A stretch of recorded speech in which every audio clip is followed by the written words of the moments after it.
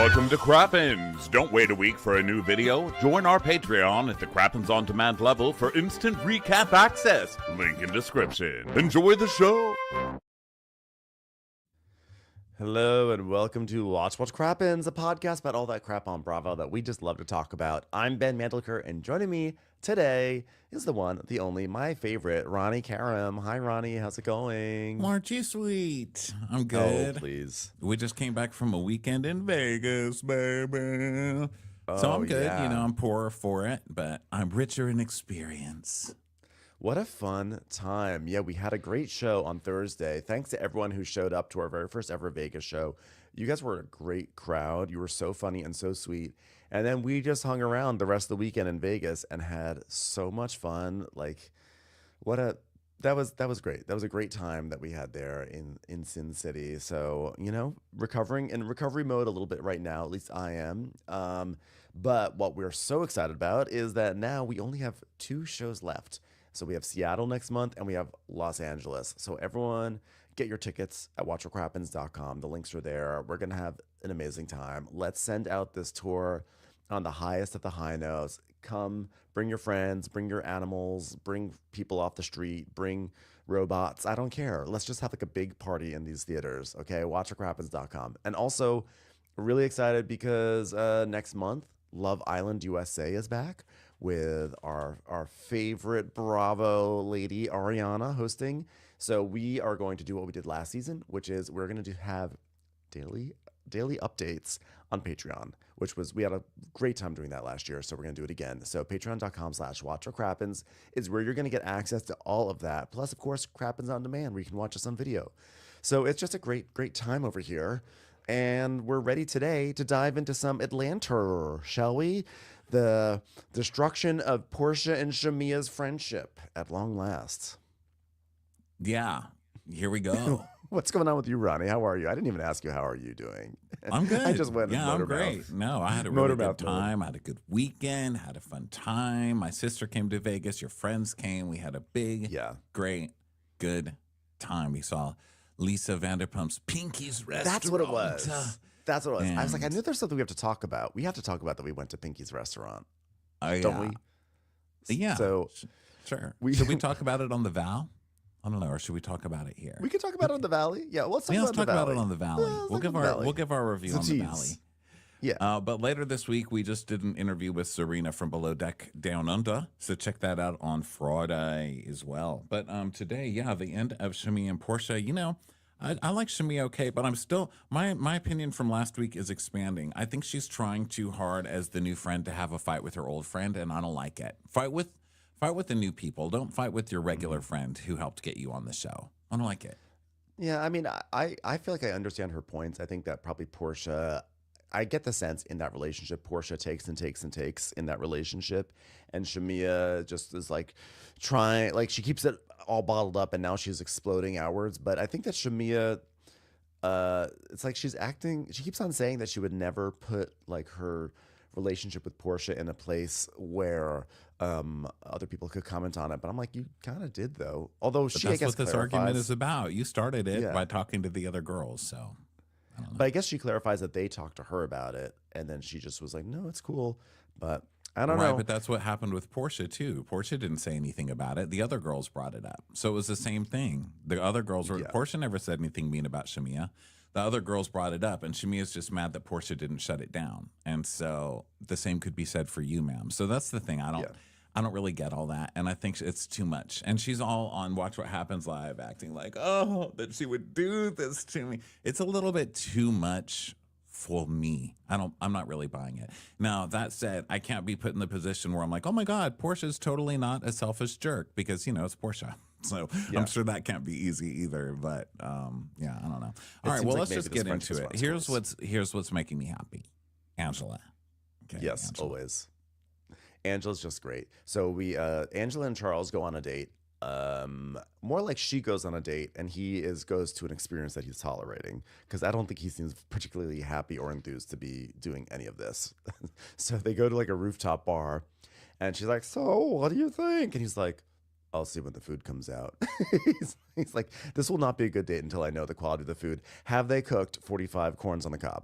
because if they haven't, this place is a bust. Yeah, I don't smell Brussels sprouts for an entire army frying right now, so I don't know if this is good or not. Not enough food waste. I can tell you that so far. Not enough food waste. But it's on a rooftop bar. But it's one of those rooftop bars that literally looks like they just tarred the roof to have extra space, and then it's just kind of hanging over, not really a view or anything. I was like, get me a table inside with air conditioning. This is Atlanta. I spoke to an old queen at the bar, by the way, and she was like, the old queen at the bar was like, you know what? I was listening to your episode where you were theorizing about like why is Charles cooking so much food, and how, I think one of us said at some point like maybe he's cooking for the crew. And so this old queen in the bar is friends with someone on the crew and asked them like, hey, was Charles cooking for you guys? And the person on the crew was like, honestly, we have no idea who he was cooking for.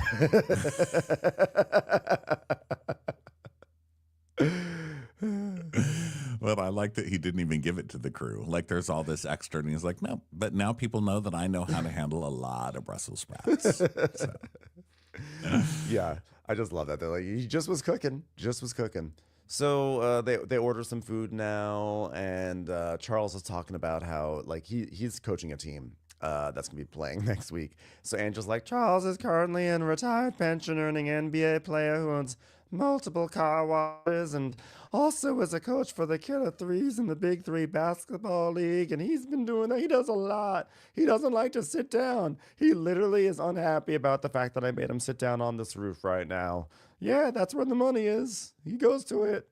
Yeah, so she's updating us on Charles. Charles likes to work, which is nice. And then they talk about work a little bit, and he just keeps arguing with her about every little thing, And she's like, dude, this is our love languages back and forth. And now they're sitting together, married to medicine style in the confessional. And he's just looking at her. And she's like, that's not true. That's true, right? That's our love language. And he's like, no, it's not. No, it's not. Brussels sprouts. That's our love language. I'm giving him an out. He doesn't even understand that I'm giving him an out. Listen to what I'm saying. And he's like, I don't want an out. I'll listen to you. I don't need an out. She goes, but listen to what I'm saying. He's like, I don't need an out. What I need is a larger kitchen range. Okay. I just got a whole bunch of corns on the cob in bulk. Okay. So she has to ask for a kiss. He's like visibly hating being here, and just keeps arguing with her on camera. And finally she's like, just have my back. Could you just have my back? And he's like, no, no, I will not have your back. So they talk about her mom and the sister, whose name is bleeped out because the sister doesn't even want her name said on television. So bleep the sister. And she's like, yeah, I think I need to talk to her because, I'm going to talk to her because the shit really hit the fan when she talked bad to Amari that time. And we see that it was 6 weeks earlier. If this was that big of a deal, then why don't you call her 6 weeks early? Why are you waiting 6 weeks? But I think she's sensing like, okay, we're on episode 11 out of a 20 episode order. So let's bring bleep on. Yeah, exactly. Also, notably, the producer asked Charles if he loves Angela, and he just like looks at the producer like, why do I have to say that? And they're like, are you trying to make it seem like he doesn't love Angela? And then the producer just is like, well, no, I just don't want, no. Yeah. And Charles just like shrugs, but he still doesn't say I love Angela, which I thought was interesting. So Angela is avoiding her sister. They have this is a terrible rift that has happened all because of kitchen cleanup drama, which is not unlike Below Deck. No, and, sister's not kitchen cleanup drama. Sister is because the daughter went over and tried to get the car. No, but I thought the initial rift happened because of or was it just only? No, the daughter and Charles had a rift because the daughter didn't clean up the kitchen. Oh no, you're right. The mom didn't clean up the kitchen a long time ago, and then she fought with Charles over the kitchen. Yeah, Charles fights about his kitchen being clean. I think the sister got drawn into that. What'd you say? I don't know. I don't think it was the sister. I think the daughter and then the mom had fights with Charles separately about the kitchen. Okay. It's a very sensitive room. The kitchen. It's the most sensitive room in the house. The crying kitchen. That's where everything goes down. So Angela's like, look, I've done everything for her, and I've I've set them up for success, the tax businesses, the houses, teaching her how to further her life, giving her skills. And Charles is like, yeah, well, I've been through something similar to that. She said, how did you handle it? I kept walking the other way. He's like, leave them. Who cares? Get them out of your life. They're toxic. Yeah, he's like, dump them. So he goes, yeah, if you keep giving, it's just going to get worse. You got to draw a line. They got to hit a wall and learn. And she's like, but I paid for those walls, Charles. So she keeps saying, for my sister and my mother to disrespect me in a house that I provided. And then the mom turns it around on her and she's like, okay, we're moving out. And she's like, how dare you move out? Well, I wouldn't be living there either if every time we had a fight, you're like, I provided this house and you're still going to talk to me like that? It's worth the mortgage to not have to listen to you say that over and over, I'll tell you. Angela seems like she is the prototypical rescuer in the Cartman drama triangle, wherein there's always the persecutor, the victim, and the rescuer. And the fatal flaw for the rescuer is that they try to help out, but then they secretly want like recognition in return. And then when they don't get it, that's how they contribute to the drama. And so her clearly buying a house for them and then being like, well, I feel like it's a slap in the face that they didn't even want, like they wanted to move out of the house. I mean, it is a slap in the face, but I also feel like she clearly has a role. But the problem is I can't figure out the other, there's definitely a persecutor here. I don't know where the victim is. I feel like this is like a drama. It's not a drama triangle. It's like a drama line. And I'm trying to figure out where the other point is on this triangle. Yeah, I don't worry about drama triangles in therapy speak. I just look at people and I say, you're the asshole and you're not the asshole. That's Ronnie therapy. It's much simpler. Black and white is much easier. Drama bucket. I'm talking about the drama triangle. You just have the drama bucket. Everyone's in there. The asshole bucket. Yeah. So who's the asshole yeah. in this situation? And then we can just move from there. So she's like, yeah, she doesn't appreciate anything I did. And I've done so much for my sister. I tried to set him up, blah, blah, blah. And Charles is like, oh, God, I get it. And so she's like, but, these are our sisters we're talking about. And he goes, who cares? And she's like, well, Charles, I like to go the sweet, sensitive way. And Charles goes for the juggler. He goes for the juggler, which I like because I just like thinking, don't take that man to a circus, It's like that's when you finally see that's finally when you see Charles lose it. Charles won't fight with family, but he'll kill a fucking juggler. I get the sense that Angela, she buys things like the car for her mom and sister. She buys the house, but like if you start to think about it now, like one of the issues that they had with Amari was that Amari went over to that house and was like, I'm going to use this car. I have a right to this car because my mom bought it for you guys, which is, I think we both, when that episode happened, we both were like, you don't get to just take that car out just because your mom bought it for you. And it makes me wonder if all these gifts, all these things that Angela, quote unquote, gets for her mom and sister to set them up for quote unquote success, if they come with massive strings attached. Like, oh, I got you this car, but by the way, I need to use this car and I get to use it right now because I bought it for you. Like everything has like a little bit of a, oh, you don't fully own this thing, which is maybe why the mom later on is like, yeah, we decided to get our own place because we want to be like on our own a little bit more. So I feel like there might be like another side to this story a little bit. Yeah, that's what I'm saying. That's what she's doing. She's doing I bought it, so now you have to respect me. And that's just not. But not only do you have to respect me, but it's like I bought it and I actually also still get access to it and get to use it. Well, and it's not even her getting access to it. It's the daughter. The daughter didn't buy. Amari didn't buy that car. So yeah, there's something fishy here. So she's like, well, do you think I can hold my own? And he said, well, I mean, with the female. She's like, okay, Charles, have my back. This is where she says, have my back. And he goes, do you want me to sit behind you? And she's like, just have my back. Just give me have my back. And he's like, he just doesn't care. He's ready. He's checked out of this interview at this point. But, he's just like, I'm going to hang out. He's like, I do have peace. I'm a long way for them. He's like, look, my family was Tyler Perry before Tyler Perry came along. Okay. So look, I just found my peace. So now we go to lunch with Cynthia and Shamia. And Cynthia is there and she's like, last night was a lot. Which is funny because I feel like that's what she says every episode. That's she wants to Starbucks. She's like, woof. Oh, that was a lot. That's a lot. They're like, I threw a lot last night. Man, what's your name for Starbucks? Last night was a lot. Okay, we will write that down on the cup. Nene hurt me. Nene hurt me that time. which we'll still get into today. I love that all these years later, it's like, I get it, because Nene hurt me. So Shamia's being very dramatic. You know, she's like, I didn't sleep. It was just so heavy because I go to this event and all the girls turned on me at Porsha's command. And she's saying, you know, before I even arrived yesterday, I had sent my mom this text, and I'm going to read it to you to show you how sad and dramatic I felt even before I arrived at the event. And the text said, I feel so much sadness now, and I don't even know why. I just want you to pray over me. And she said, I'll pray for you now, my baby. And the texts are flying all over the screen. Just a note to my friends, I don't give a fuck what you texted your mom. Yeah. I don't care. And I don't need you to bring like, it up at coffee. It's not remarkable if you text your mom and said, I need you to pray for me. It's not remarkable that your mom would text back and say, I will pray for you. Of course, most moms will, I think, will do that, but I just don't think it's remarkable. I think it'd be more remarkable if the mom was like, by the way, your dead cat's still in my freezer. Come get it. Like, that would be something put up on the screen.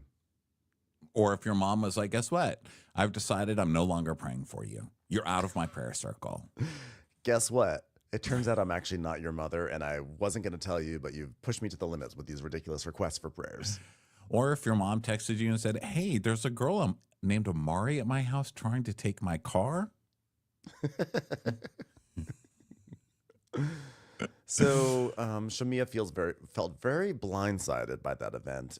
And she said she didn't even know what she was walking into. I'm like, well, congratulations. You now hold a peach, and this is your reality until you are off the show, which is every scene has the ability to become a blindside and an ambush. So enjoy being a reality star. Well, she says that she would never give the ladies an opportunity to put her friendship with Porsha on the line. But you did. Porsha didn't do anything more than you did by letting these girls run their mouths about it. Both of you could have done the same thing, which is don't talk about Shamia.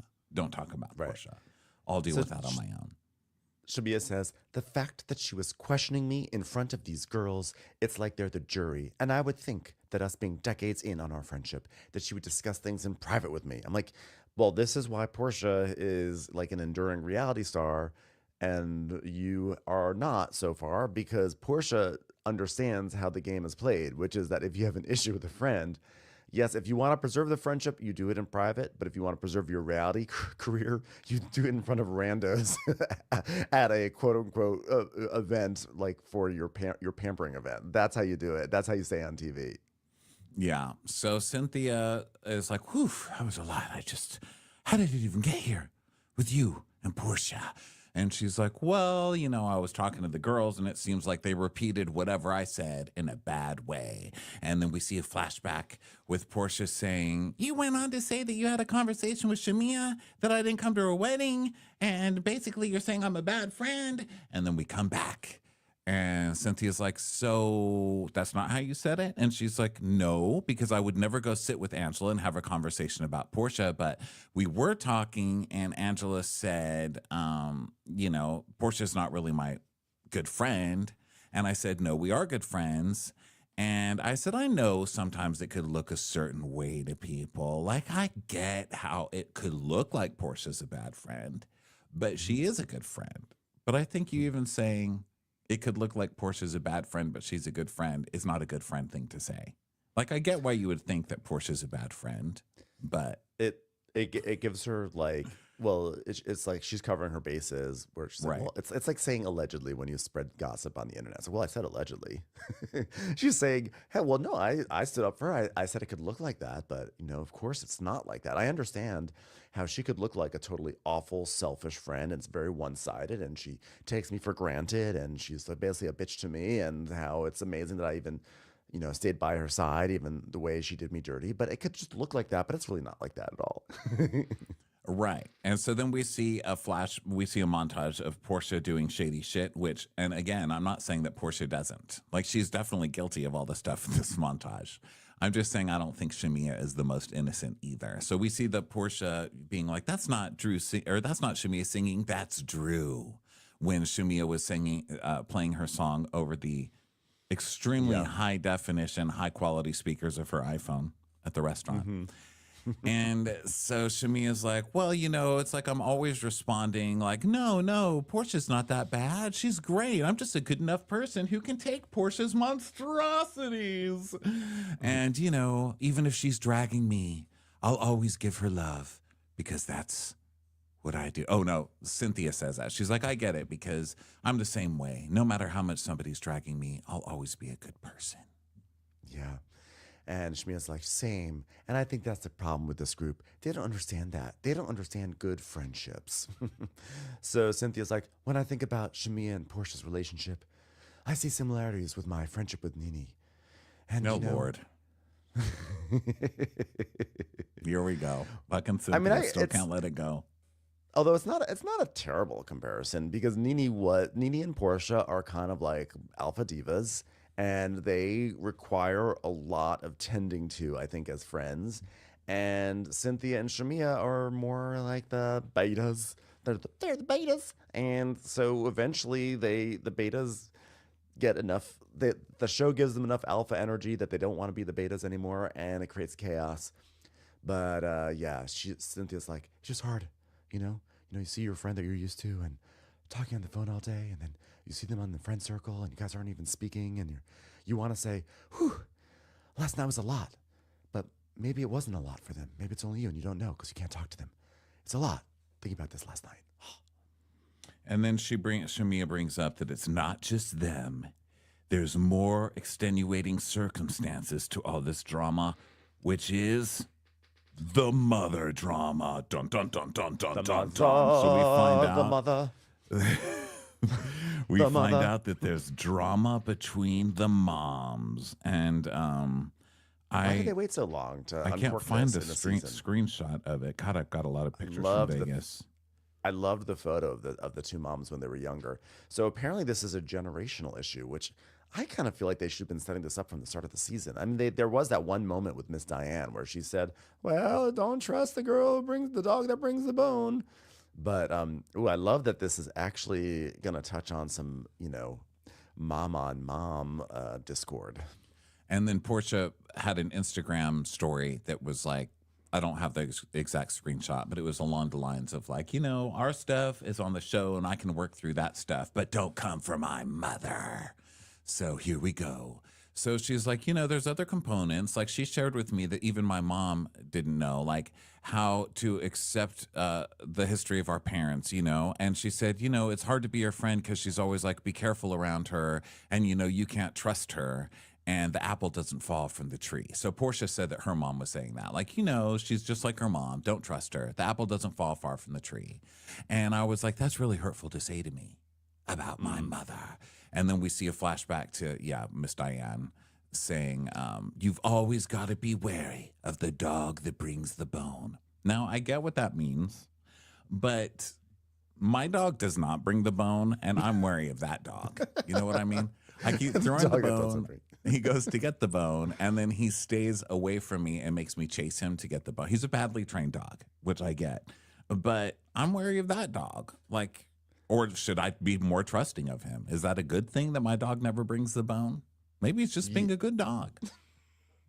Maybe the dog understands your needs and wants, and maybe Bueller says, you know what? I don't think that Ronnie wants a bone, so I'm not going to do it. Bueller's like, get some exercise. Chase me to get the bone. Come on, let's get that heart moving. So the producer is saying like, why did your moms fall out? And she's, I'm not gonna get into any of that. I'm not gonna get it. Like, I brought it up. This is what Shamia does. It's making me fucking crazy, and everybody falls for it. Shamia's like, let me introduce something into evidence so I can get everybody talking about it and asking questions about why Portia's mom would say something like that. But then I'm not ever gonna say anything so I can stand by and look innocent. She's like, here, our moms have drama. I will not speak about it. Please don't make me speak about it. The only reason it's into evidence is because you just brought it up right now on national television, ma'am. Come on. So Cynthia's like, well, you guys will get to some place of resolve. Like Target, they sell a lot of that if you have some dirty carpets. But I'm glad I've got a one-on-one with you. I mean, I hate that it's under these circumstances because last night was a lot. And Shamia's like, yeah, I feel a little bit lighter now. Mainly because I was very gassy at the beginning of the scene and things have resolved. So Cynthia's like, yeah, you should. And I know like every friendship has its internal issues, but you guys generally seem so freaking happy when you are together. And Shamia's like, yes. Yes, when I'm smiling through my tears and subverting my own emotions and wants and needs in our friendship, and all you see is me laughing to mask the pain. We do seem so happy when we're together. Yeah. And she's like, I would love to have a Porsha Shamia relationship with somebody. Like Nene. Do you have Nene's number? Could you text Nene? Maybe you can meet with Nene to talk about me. And Shamia's like, well, I might be up for grabs. You could take me in. And then they laugh. And it's, whatever. I'm not feeling it. I'm not buying it, Shamia. So then we It go. was an okay laugh. It was not. Yeah, I'm not buying a laugh. I'm not buying the victim scene. 4 out of 10. Yeah, I'm not buying it. Elsewhere in Atlanta, we get the thing that they've been doing this season, which is they make they take us around the city through like a viewfinder where like most of the screen is cropped out, but it's like we see like a film strip, and then it's like and we go to another one. So we see important things. We see Kelly overseeing some waffles, not actually making waffle. I don't think we've actually seen her make a waffle all season, despite the fact that she's the waffle queen of Atlanta. So she's overseeing waffles. Britt is doing something about as annoying as you'd expect Britt to do, which is like, I'm going to try on some new outfits, Mike. Do you want to see? And then she tries on outfits, and everyone's bored. On screen, off screen, at home. Yeah. And he's bored. We're bored. And then we see Shamia sitting in a very low chair at a very high table, talking about her new single. And of course, Shamia is at a She's at a studio talking about her single with her whole family there to support her. And she's like, my friendship with Porsha is so hard. Oh, just fucking record your single. My God. So then Glenda, Shamia's sister, is like, friendship shouldn't be that difficult. And her other sister is like, yeah, we've watched this going sideways for a long, long time. So I like that Shamia's like, how dare you bring mothers into it? I'm going to bring my sisters in to talk shit about Porsha. Yeah. Yeah, exactly. So now we wind up at Bolero, spelled Bowl, with Angela, Cynthia, and Porsha, and they're gonna go bowling. And that's kind of a cute thing to name a bowling alley, because like you wear a bolero around your neck, and you don't want to think about wearing a bowling ball around your neck. What are you trying to do? Drown me? What you do to somebody that you hate in a river? Heather Gay had to turn it off right away. She was like, too many memories of my bolero jacket at the wedding. Bolero. So Portia's wearing this bodysuit, which is really showing off her ass, and we get a whole bunch of shots of her like Porsha twerking, bouncing, undulating, all that good stuff. And everyone's laughing, and then they're bowling, and Angela's funny because Angela's like, all right, everyone, do you mind if we bring up the bumpers? And they're like, bumpers? Yeah, the bumpers. She's like, she hates the gutter, apparently. And Portia's like, we don't use bumpers. We're grown. But Angela's like, she's already got bumpers in her ass. The bumpers are her ass, she says. And Portia's like, why doesn't she just lay her arm down in one of the lanes and she can bowl the other one? Because she's so big, she's like a bumper arms. It's very funny. So they play some wacky bowling for a while, and then they talk about PJ, and now it's Portia's victim time. Portia's like, it's just been so hard since the divorce, That was a real... that 5-minute marriage was very, very real. Very real. I can't believe it didn't go sideways. I mean, I can't believe it went sideways. 5 minutes of paradise. Yeah, and it's the usual stuff. She's like, well, PJ was like, where's Daddy? And I didn't know where Daddy is. So I called Simon, and then he left us on red. And then she's getting older. She's like, I want Daddy now. It's like the typical... it's all very sad, but it's like the standard, what we see on Bravo. The child is looking for both parents and she doesn't know what to do. And then everyone's like, oh my God, this is so sad. And she's just sort of doing the whole, like, I'm going through a lot right now kind of thing. Yeah, so they texted Simon, but he left them on red. And so ever since, he's been trying to make her life hell. Every day she wakes up and he's making her life hell on the internet. And she's like, we had a real family. Like, I don't want it to look like I'm trying to replace everybody, which is why I started calling the dog Simon and the au pair Simon as well.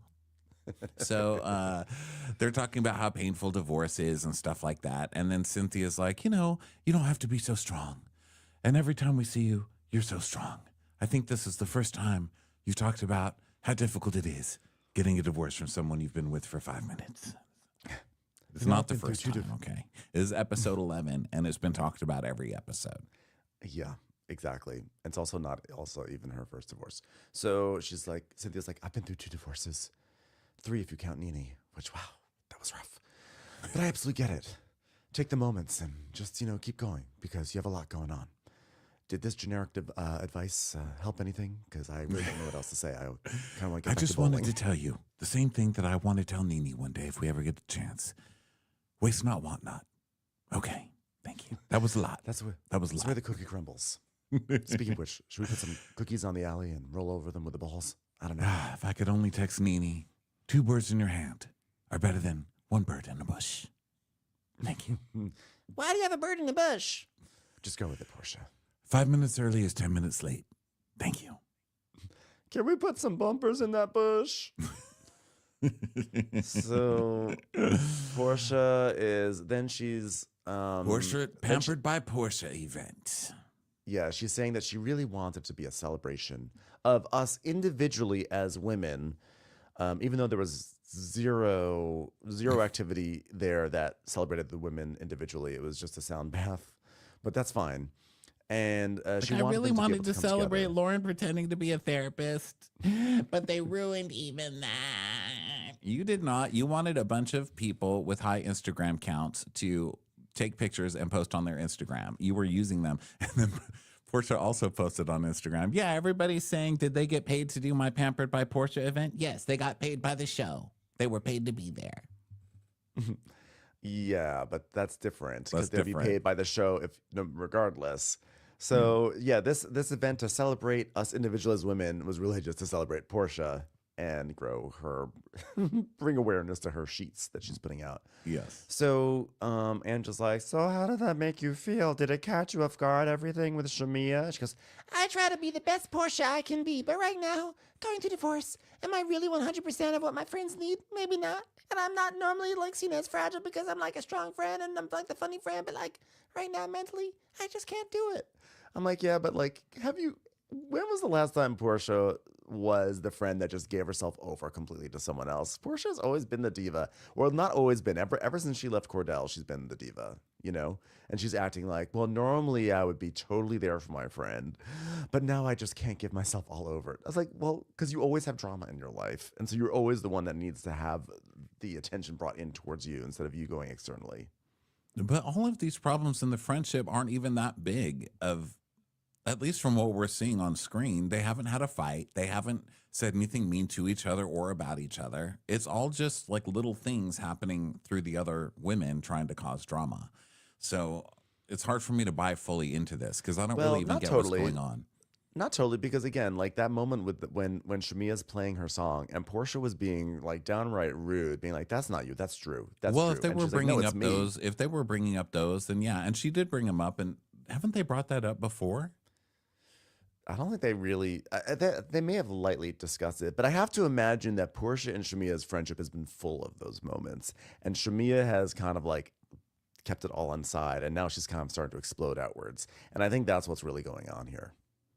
Okay, so I think we only saw the tip of the iceberg. So then we go to Drew's lawyer's office, and she's talking to her mom, who's calling on 2 devices because she can't figure out which one is going to work. So her face is in 2 screens and her voice is coming 2 times. And she's like, my mommy is almost 80 years old, but you wouldn't know it. She has so many devices. I was like, okay, but she's on all of them right now. I know, that was amazing. When she came onto the phone and there was 2 faces on FaceTime, I was actually like, how did she do that? Is there a feature on my phone that I don't know about? I kind of want to do that someday. But it turns out she just was on multiple devices. So Drew is in the car and she's leaving her lawyer's office. And there's all sorts of weird shit going on, which is essentially that Ralph is claiming that he's the rightful owner of Drew Sidora LLC. And because Drew started up another LLC recently with her lawyer, somehow this means that Ralph thinks he has grounds to get Drew's lawyer Tanya recused from the case. I wasn't sure exactly how or why, but that's apparently the Yeah, latest so development. basically she has an LLC that all of her money goes through. So the show money, the music money, the ad money, the Instagram money, everything is going into this LLC that he owns 40% of. So he's been living off her ass this whole time and pretending to make all this money, but he's living off half of her income. And now that she's decided to move that so he can't have access to it, he's suing to try and still have access to half of her income, which is bullshit. That's fucking crazy. So his lawyer is Precious. Her name is Precious. I ain't fucking with Precious. Although it is nice to see that Precious has grown up into such a confident woman. Because she had to overcome the a only lot, Precious I've ever known is movie Precious, and she had to overcome a lot of shit. So it's good to see that she grew up to have so much confidence. But man, she might as well be throwing a TV at Drew's head just like her mom did in the movie. Yeah. Precious has turned into Monique, standing at the top of the stairs, throwing a TV at her daughter down the stairwell. Listen, maybe if the season goes on long enough, Mariah Carey's going to show up. As if this wasn't And intervene. podcast. If this podcast wasn't enough proof, we all turned into our mothers. Okay. I may talk shit about mine a lot, but I'm basically a red wig away. Yeah, I'm becoming more like my mom every single day. It's crazy. So Drew she's like, Ralph coming after my company truly caught me off guard. Did it really? Like, that's the most Ralph thing Ralph could do. Like, I'm surprised that hadn't happened already. The thing that caught me off guard is that he hadn't already come for your company yet. It's Ralph. For crying out loud, it's Ralph. Of course he's going to come for your company. He's got nothing else going on. We still don't know after all these years what he actually does for a job. Yeah, and she's telling us now, she's like, well, I can't believe he's coming for my company because he does very well. He works very hard. No one who does very well would be asking for 40% of your LLC at any time during your marriage. I can tell you that. No successful person would be like, okay, and also I want 40% of your income. You don't have 40% of his business that we know about. I don't even know that he has one, like you just pointed out. So she's saying, he Ralph also would not be staying in the basement. If he were successful, he would not stay in that basement, even though it's a nice basement. And like even though it's like, okay, he's saying basically, I'm not going to give up this house, so I'm going to live in this basement. If he were successful, he would get his own pad, and that would be it. He is not earning a cent. Okay, he is clinging on to Drew in every possible way. Money grubbing little bastard. So she's providing for the kids, according to her. We don't know, but according to her, she's paying for the kids. She's paying for all this stuff. And then Pastor Jeanette's like, yeah, he's not even paying child support. He's not giving you a dime. And she's like, yeah, but we have to be kind to each other and have a level of respect because we have to parent our children because in the long run, it hurts our kids. Having that toxic asshole in the basement is hurting your kids. Consider him toxic mold and get him out of there. So Drew's like, and then he literally took the access away from me on our security system. So when I got to the house, my code didn't even work on the door and I was completely locked out the house. So I had to go to a hotel. And this was like at 1 a.m. And then he magically gets to the house and he's able to walk down into the basement and get in. And then he comes upstairs and lets me in the house. I'm like, again, I'm shocked this did not happen sooner. Like, this is a classic Ralph move. He is so awful. I will be very upset if he winds up actually succeeding in this case. Yeah. So Drew's like, I just want to move. I just keep praying, mommy. She's been praying this whole time. Get a good lawyer and get rid of his ass. Okay. Jesus isn't in law. He was fishing. Jesus is a fisherman. Don't hire fishermen to be your lawyers. Get a lawyer. Get a ball busting ass lawyer. Okay. Yeah, just because he's Jesus doesn't mean that he passed the LSAT, okay? So sometimes it's like, I'm not even saying it's bad to pray. I'm just saying leave Jesus alone. He's got so much going on right now. He literally does not have time to go to court against Precious. Even Jesus wouldn't go to court against Precious. He's like, I saw that movie. We have movie theaters in heaven. No way. You deal with it. So elsewhere, Angela, another mom-daughter scene, La Margaret has come over to Angela's house. That's Angela's mom. And Angela's saying how she and her mom have always been close. And she always had this dream of taking care of her mom and of her mom living a certain sort of way. So when she bought her mom a house in Atlanta, it was an honor to take care of her. Well, unfortunately, that honor has been taken away from her because that's what the scene is about, is La Margaret breaking the news that she's essentially, maybe not breaking the news, but announcing on camera that she is not living in that house anymore. So LaMargaret's pretty amazing, I have to say. I loved her. She was like, yeah, we just got the keys today. And she's like, keys? And she goes, to the new house. And she's like, but what about the house I got for you? And she's like, well, yeah, appreciate that. But, you've got enough on your plate, mostly Brussels sprouts. So a lot of roasted vegetables on your plate right now. So we just figured we'd get out of the way. And also we're afraid to touch the plates in this house. Otherwise we'll get yelled at. And so she's like, in the long run, you can handle other business and you don't have to be worried about us. And we basically just want to know that when we have a car in our driveway, some 22-year-old Gen Zer isn't going to come and try to drive away with it, claiming that it's hers. So we're just going to do our own independent thing. That's it. Yeah. So Angela's like, but after everything we're going through with Amari and all of that, and Angela, we see a flashback of Amari telling her that, and then Angela's like, okay, we need to get this out. Like, Bleep and I don't talk, but still. And she's like, her name is La Bleep. Okay, have some respect for your sister. She's like, and I know that you're in the middle of it, but I always feel like you don't think, I need you to be like in the paint for me. Just stand up for me, because I know how you did it that time with Charles. I know you can stand up to people. And Margaret's like, oh yeah, she's like, I was not afraid of Charles. I don't care if he was on the Knicks. Okay, he gave me sass about cleaning, and I'm not gonna stand for that at all.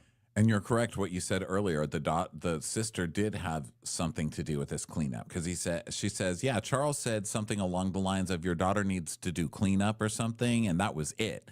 And I was not scared of him, and I'm not scared. And she's like, well, what were you going to do, blow up on him? And she's like, I don't know, but he was talking about my child. You don't do that. You don't do that. She goes, yeah, but it's been 3 years. She's like, okay, but still. And she goes, okay, I'll write him a letter and explain to him that I'm sorry. But, I do love him. I do love him. I mean, he's my son-in-law, even though we're the same age. She's like, bonus Mom. shame. And Angela's like, oh, we're going to do the age thing again. She's like, I'm sorry. It's just so fun for me to do it. She's like, okay, well, will you not talk about my husband at his age? She goes, well, see, I would never talk about his age to his face, but it's behind his back. It's okay. Yeah. So they love each other and they hug. And now it's time for a Real Housewives of Driving scene with Kelly teaching Chloe how to drive. Chloe, here's what you need to learn when you're in the car with your mother. Take her to a better stylist. Just ask the map lady in your car, say, map lady in my car, please take my mother to a place that will dress her well. Because goddamn, what is this woman wearing in every scene she's in? She went on Watch What Happens last night wearing an arch over her head, a cloth arch. It looked like one of those like oval tent pod things that you see when people go camping. I don't know what the fuck she was wearing. Is it going to rain? Is it an umbrella that you have on your head the whole day? Who's doing this to you? I know who's doing this to you. His name is Paris. Don't trust a man in white, hot pants jorts that are pulled up to his rib cage. I'm telling you that right now. I think we're also still waiting for the other shoe to drop with Paris. Like, why was there so much attention about Paris and how, like, Kelly got Britt, free Paris services? If we're seeing, like, this gentleman come onto our screens and doing all this stuff, like, we need to see the follow-through. There clearly has to be some sort of scandal that's going on with Britt not paying for something or another, right? It just feels like they're setting us up for that. Yeah. Come on. Payoff show. So Kelly's talking about how she's going through her divorce and getting her restaurant open, and it's so difficult. She has 4 kids, and she has a dog that she has to die and bedazzle and, teach to just stay on his mat and never have a decent life. And so she's exhausted. So they're talking about her first car, and she's like, you're going to get a Honda Civic hatchback. She's like, no, I want a BMW. You can afford it. You're the waffle queen. She's like, no, because I take care of me and you're going to take care of you. So I'll buy you the car, but you still have to maintain the car. And she's like, fine. And they're just talking about how she's going to be working at the restaurant and everything. It's kind of one of these scenes that's like, she's a good kid after all. And they just she's such a good kid. But here's what I'm saying. And I know it sounds like I'm attacking Kelly a lot today because I attacked her clothes. I attacked her dog. But now I have to also attack her mothering. Because look, if you're going to be the person in charge of driving your child and you're allowing your child to drive with their view obstructed. That girl can't see out of her bangs. She's got bangs. They're not just bangs. They're bangs that come down to her cheeks. She can't see. It's like teaching a child to drive, but then putting, foliage on the windshield. How can she see? She's going to hit somebody. This is not safe. Put your hair back to drive. Well, she also at one point, like there definitely is a shot where they show, and she's like in 2 lanes. She just parked in 2 lanes. So in the bike lane, by the way. So and she's just blinking because she can't see. So it's like the whole world looks like it's probably going slow, like a strobe light is going off. I mean, your hair is very cute, but just while you drive, listen, this is an old auntie telling you while you're driving, just, I don't know, a barrette, just while you drive. Maybe Kelly was distracted because one thing I noticed earlier in the episode was that when Shamia had her lunch with Cynthia, everything she was wearing said Balmain on it. It was like Balmain, Balmain, Balmain, Balmain. And then like later in the episode, she was wearing more Balmain. And I was like, I thought that was kind of Kelly's thing. Didn't she host like an event at the Balmain store? And so maybe she's like, wow, Shamia really stole my brand for me on this show. And now I really have nothing except a curl on my forehead and a cloth arch I can wear on Watch What Happens Live. Either way, she starts talking about the Sandy Springs location of her waffle dynasty and how it's taking a long time for it to open. I kind of feel like they're queuing up, like the season finale will be at the grand opening of a waffle shop. And hopefully it's a fashion show and a waffle shop grand opening or something like that. It'll be something like that, yeah. So they just keep on talking about that. And she's like, yeah, waffles, Silver Springs, Sandy Springs. That's why are you opening in a place called Sandy Springs when there's no one wants a waffle with sand in it? Can't you open it? Isn't there a place called Syrupville? I mean, half the places in Georgia are called Peach something or another. Peach tree. Yeah, find a peach place. Peach Town waffles. Not Sandy. I don't want a waffle in a Sandy Spring. Sandy Springs saline solution. Just things you don't want sandy in. Yeah. So anyway, now we hear Drew singing her song, "You must be delusional, delusional." You must be delusional. I didn't even clock that was Drew. I didn't even realize that was Drew's song. In fact, I thought it was shady. I was like, wow, these producers are so shady. They're showing footage of Drew walking around playing a song saying, "I'm delusional." I thought they were doing it for the mom. I was like, that's not cool. I mean, the mom's, 80. We'll be calling her that. Yeah. But no, it's Drew's song, Delusional. Delulu, it's called. So, that's right, yeah, of course. Congratulations, Drew. You've made it to interstitial music of Atlanta, and no one could really tell the difference. I had no idea. So who knows? Maybe Jeanette's she's there. been singing it this whole time. I'm a boss with a car. I'm a car riding boss. Boss girl, a boss girl. One thing I do miss about Drew and Ralph being together was in their final season together, which was last year, how Ralph was like, they were pretending to be like better than ever. And every time Drew was singing, Ralph was there with like a little keyboard next to him, like playing the piano, like Ralph the dog on the Muppets. I kind of miss that. Because I like to imagine that was my favorite part of Drew and Ralph too, was when Pastor Jeanette would live. Wasn't she living with them or staying with them or something? And she's like, "Okay, kids, practice for church." And then he'd pull out his little keyboard and be like, he just has a little keyboard, a little Casio keyboard like I had in 5th grade. He's like, he presses a button, it makes the sound of like a fire engine. Yeah. So she's hanging out with her mom at the house and talking about the kids and stuff. And she's like, "Wow, you guys have a trampoline? When you were little, I would not allow you to have a trampoline. I don't like that." And she's like, "Well, it's a new day, Mom." And she's like, "Okay, well, have a seat so I can rip into you about child rearing because you're about to get it." Yeah. And so Drew's doing she's talking about like, wow, divorce, attorney bills. Do you realize it's been 2 years going through the court process and it just gets lower and lower and lower every year? I mean, things are quite literally in the basement now, Mother. And so Drew's just saying how she's so overwhelmed and she just wanted her mom to be there because her mom jumped on a flight because she was going to help out with everything in the household. Something's cracking in here. Something's going on in my house. I don't care. Maybe someone's in Cracking. there. Is it I don't Ralph? even know. Is it Ralph? Wheeler's not even here. Ralph's in my basement. Like, ugh. Something's crack. Wait, wait. What do you mean something's cracking in there? It sounds like something's like moving on the counter. Like something keeps falling down on the countertops in the kitchen, but I don't want to get up to go see. Maybe I'm about to die. Well, at least I'm on video. I can stream Maybe it. it's a squirrel.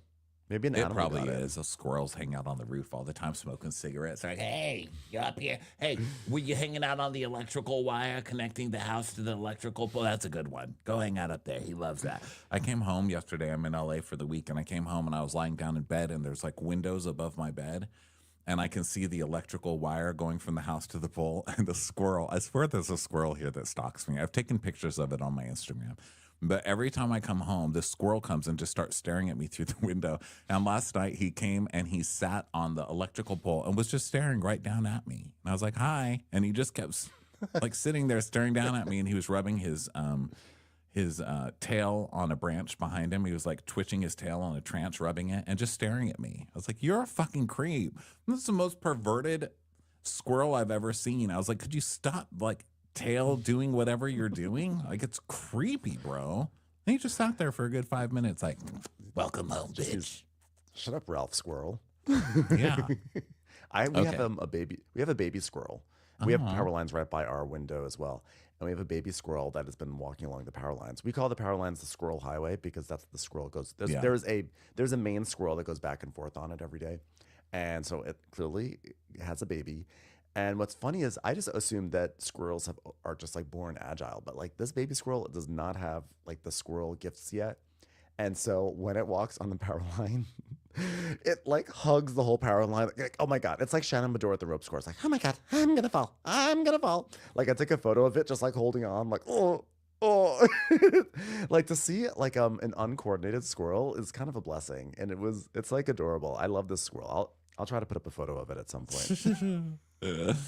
So, Pastor Jeanette is doing her thing. She's like, oh, I'm so worried about you and Ralph. I'm in constant prayer. Again, prayer is great. Okay. Keep praying.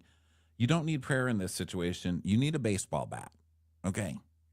So, Drew's like, yeah, I'm praying too, but I need to pray for my attorney to get not to get recused. Precious is coming for my attorney. And so, she's like, but we need to get along to be co-parents. Yeah. Why do you keep saying you're co-parenting well? If a man is treating you like absolute dog shit and locking you out of your own home, that's not being a good father. I'm not really sure why we're going there. That is someone who is not co-parenting very well with you right now. Okay. So she and Pastor Jeanette is basically like, look, the only thing I've really said to Ralph is that like I think it was a really dumb decision that the judge made him live in the basement because like he's downstairs. And then they cut to the upstairs. basement. You see the door. You see the stairs. They just kept showing the stairs to the basement. Like, I don't like that he's living in the basement. Stairs to the basement. Yeah, they keep showing the door. That's like my favorite thing. And it's like, and she's right because like the kid, she says, by the way, because the kids are out of control. She goes, look, I spent all my days just yelling at the kids, okay? And if I can't control a kid, that's a problem. And you know what? I 100% believe that because I fully believe that Pastor Jeanette keeps kids in line everywhere. Everywhere she goes, she keeps kids in line. And if she can't keep your kids in line, then you've got real problems. And by the way, it starts with that trampoline. I'm with Pastor Jeanette. There should be no trampoline. That's a broken neck machine, okay? Yeah, break Ralph's neck. That's what you need to concentrate on. Get a baseball bat, hit Ralph, and then you can pray for forgiveness after using the bat. Okay? So you can still pray. Just do it after you beat him.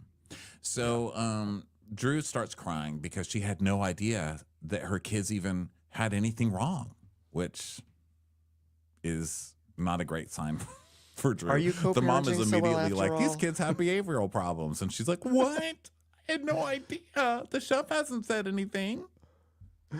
I also like how Drew starts crying, and then the private chef comes over and starts consoling Jeanette because Jeanette starts to cry. So the private chef with the big eyelashes who only makes salmon, she comes over. She's like, well, I guess I should console this lady since Drew's not here. I'm like, are you really? You can't even co-parent your mom. Chastity's got to wear every hat in this house. So she probably had to call Chastity to come unlock the door for her. She's like, Chastity. Chastity's like, okay, I'll be right there. I'll bring my picks over. So Drew's very upset to find out that her children are now having behavioral problems. And she's like, it's because the vibes are bad. At the end of the day, you are delusional. She's like, we got to be connected for life, mama. And she's like, yeah, and he's the father of my grandkids forever until I make heaven my home. And she's like, oh my God, Mom, why would you do that? Now I'm going to cry again. And Chastity's like, can I finish the fucking meal? Please. Jeanette's like, we have to be realistic. She's like, I can't. You're gonna live forever, Mom. She's like, well, that's what I said about my mom, and she's dead. She's like, come on, I get the last word. She's like, okay, fine. So they hug, and it's cute, and it's nice.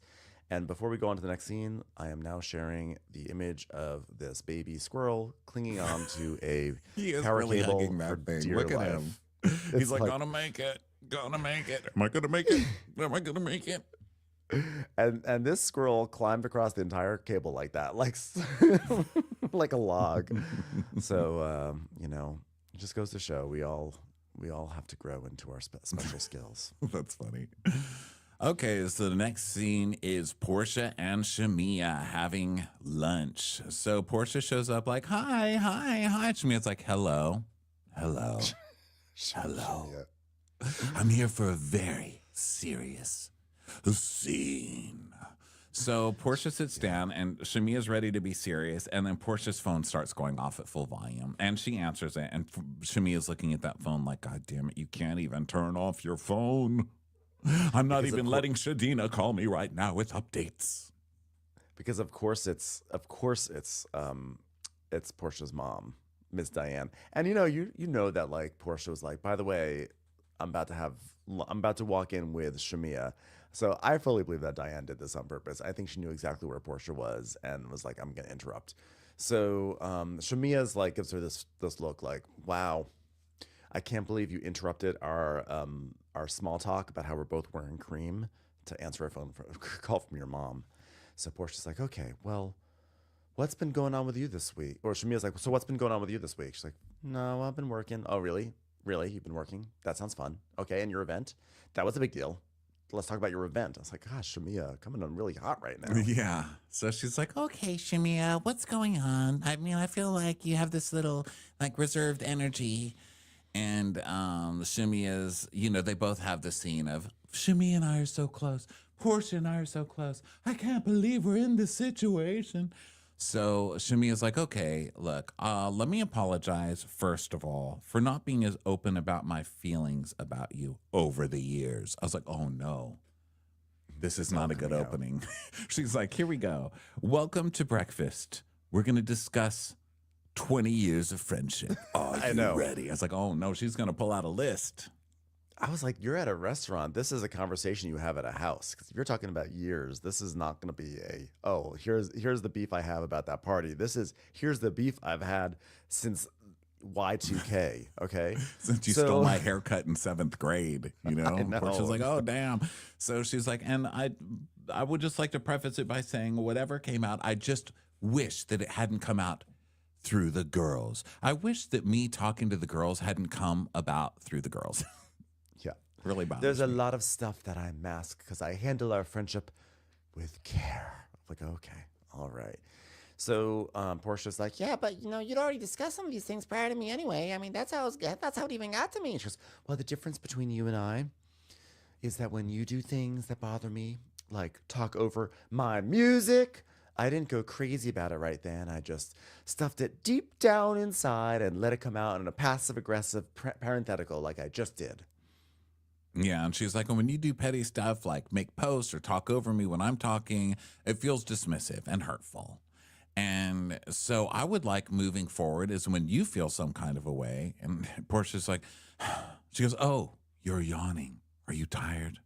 Am I boring you? And she's like, I'm just taking a breath because this is a little uncomfortable. And she goes, it's uncomfortable for me to express myself. She goes, well, it's the way you are. I mean, it's an uncomfortable situation. And so Portia's like, to be honest, I'm surprised by this energy I'm getting from Shamia. I'm confused why all these things end up being brought back, that we talked about.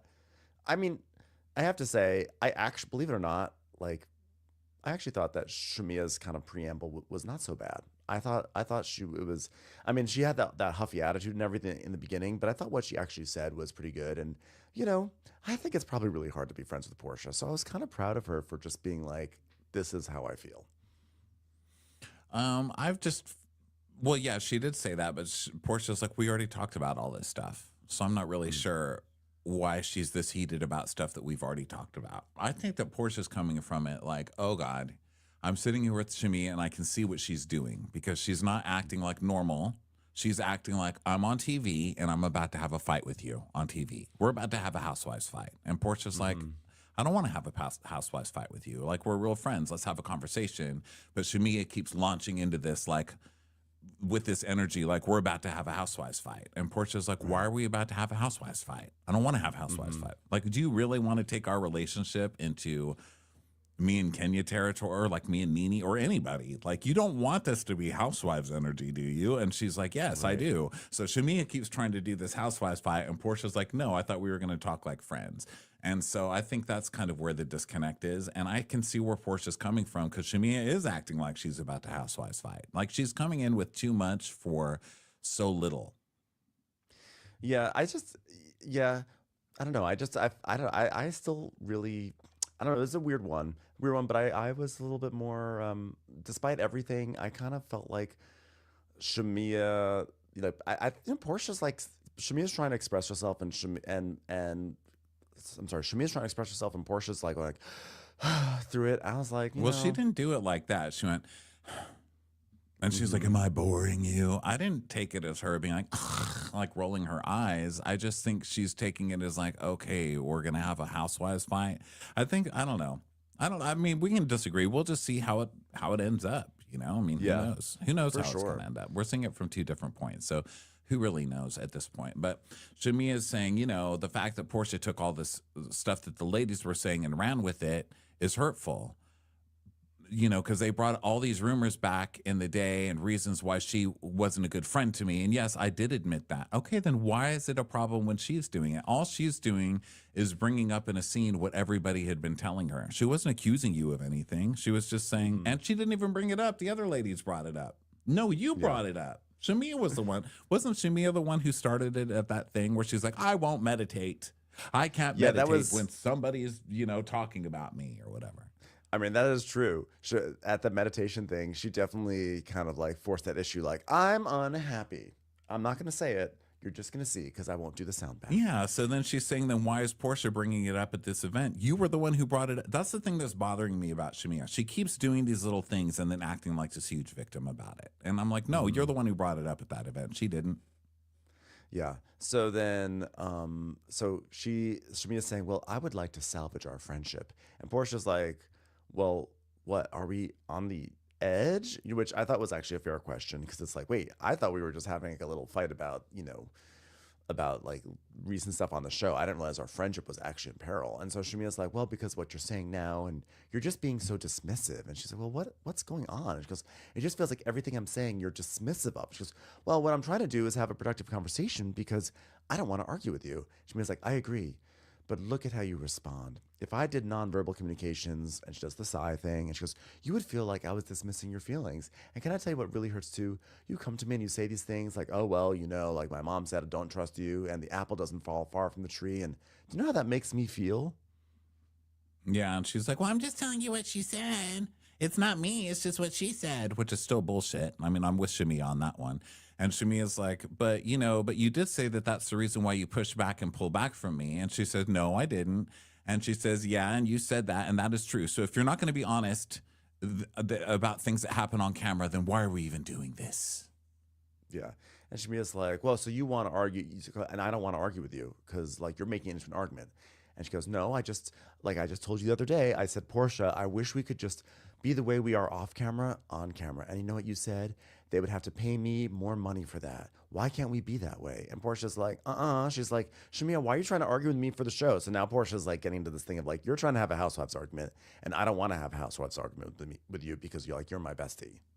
Yeah. And so Shamia says again, why can't we be how we are off camera, on camera? Which I don't really know what that means. So yeah. I don't know what they're talking about. I'm like, I don't know what Portia's like off camera, so who knows? And so Porsha says that ever since they started filming, there hasn't been a lot of communication with Shamia. And so they were already kind of strained. And it's been hurtful because she needs a friend at this time. And she doesn't need someone coming for her from about something from 10 years ago, like the wedding. And, you know, finding out that Shamia's all upset, but she doesn't even know until now. And she's like, whatever, I wouldn't do that to her. Like, she's saving up shit for TV. Yeah, and Shamia just keeps on saying, like, I just want us to be the same as we are off camera.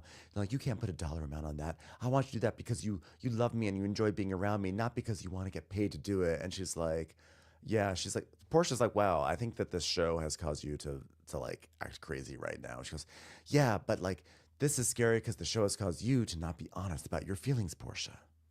And she's like, well, I'm telling you, we don't have to do that. And she goes, I want the Porsha that's not on camera. And which you're being a Shamia that's not, you're being the Shamia on camera different than you are off camera, or otherwise Porsha wouldn't be so shocked that you're trying to start a housewives fight on camera. So Shamia's saying, well, she's telling us, I mean, it's not news. I'm a new peach holder and this is uncharted territory.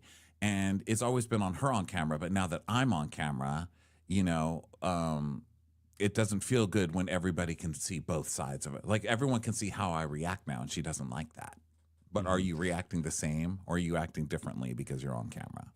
I do think that there's a grain of truth to it, though. I mean, I think that, like, Porsha, we've seen Porsha be, like, do some really passive-aggressive things that, you know, we keep on bringing it up. But, like, again, the music clip, but also her showing up in the middle of Shamia's big moment with the car at the first episode. Like, Porsha has there are definitely times where Portia's been, like, a very shitty friend. So I think there is a part of Porsha that does not love that Shamia is a full-time cast member. So Shamia is like, I don't even know what I did wrong for you to say stop. I don't know. I'm just trying to express myself, because Porsha, I'm sorry, is saying, like, Shamia, stop. And Shamia's like, I'm just trying to express myself. So Porsha just gets up and goes to the bathroom. And then she comes back to the table. And then she's basically like, let's wrap up our food to go. And Shamia's like, sure. It's like they're having, like, a very serious moment, you know? And then they sort of have then they, like, the waitress comes to wrap up their food, and that, like, is enough of like a timeout for them to start to kind of reflect a little bit more and, like, come together. So yeah, they decide to bake up, which is really weird. So first, Porsha moves the silverware out of the table, and Shamia just looks like, how dare, and now you're going to rearrange silverware while I try to talk to you? But then Porsha was just putting her elbows on the table, so she was moving, and she's like, okay, then I will keep talking. But they decide that they're friends anyway. And I love that Portia's like, can I get this food to go? And then keeps eating the food, and even as it's boxed up and taken away, she's eating it. She's like, my food. Porsha, you need to show as much care for this friendship as you do for that food being boxed up. So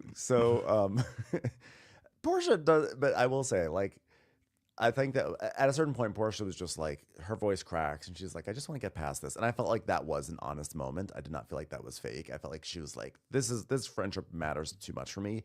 And they both kind of have that moment, like, and they kind of patch it up, and they hold hands. She's like, can you hold my hand? Okay. Can we just let's go titty to titty? Everything I heard, everything you said, I heard. Check. It will never happen again. And they decide that they love each other, and they give each other a hug. And in my mind, I'm thinking, this is really nice. I don't believe for 1 second anything is resolved. No, it's Housewives. They've got another 10 episodes or something. So no, that's not resolved. But it's hard to tell, because Shamia, I thought, was so dramatic on Watch What Happens Live. And then later, I think she said that everything's been fine, or everything's okay now. Like, this was just reliving the past, but everything's fine now. But then Porsha put out that Instagram that said, you know, don't fuck with my mom or whatever. So who knows? Yeah. Who knows with these shows? I mean, I can't really tell. It's hard to tell. We'll just have to see how this. Here's kind of how I'm judging it. You know, I mean, obviously I've said my opinion 9 million times. I don't need to repeat myself on that. But here's who's making me laugh so far this year: Porsha and Angela, and Cynthia a little bit, and otherwise Drew for me as well. But Drew a little bit for me. I laugh at her. She doesn't make me laugh. I laugh at her. Yeah, Drew a little bit as well. And so I'm going to be on their team. I think that's a totally valid. Your feelings are valid, Ronnie. Yeah, I'm choosing entertainment because I feel like when you're annoyed with somebody or you're, when you have drama with somebody on a housewife show, obviously these shows thrive on drama, but you need to be funny about it. I think that Porsha is a shitty friend. I think if Porsha is a shittier friend to Shamia than the other way around, but Portia's a better reality star. She's more entertaining. Yeah. So okay, I think that's where on that we can agree. On this very important debate. Yeah. On that we can Shamia definitely and agree. Porsha. Okay, well, thanks everyone for being here today. Let us know what you think, where you stand on this Porsha and Shamia thing. I would love to hear how people are responding to it. Just leave a comment on our Instagram. All right, we'll talk to you next time, everybody. Thanks for being here. Okay, we're done. Bye. Bye.